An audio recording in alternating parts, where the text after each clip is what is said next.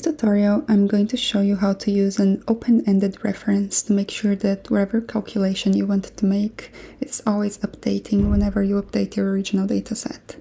So what I have here is I track what my reps sell, and I have the total cost per rep, but I also want to know what is the total across all the sellers.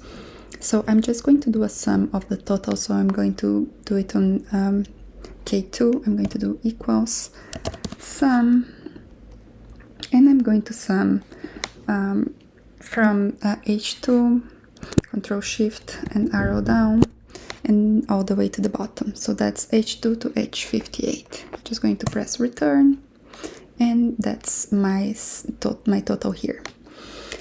Now, the issue is if I add more data at the bottom. So for us to be able to see it, let me just select the first row. I'm going to come to view, freeze.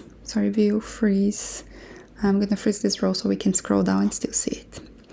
So I'm going to come all the way down.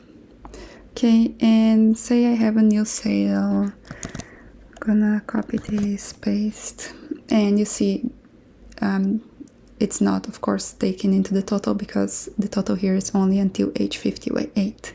So what I can do is going to double click here to open the formula. Instead of doing H52 to H58, I'm just going to do H2 to H.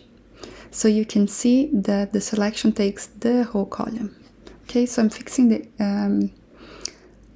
column, but I'm not fixing the rows. Press return, and now you see that it has updated. Let's add one more so you can see this again. 256, add one more, 264, and so on. Now, whenever I add something at the bottom, this is always going to update.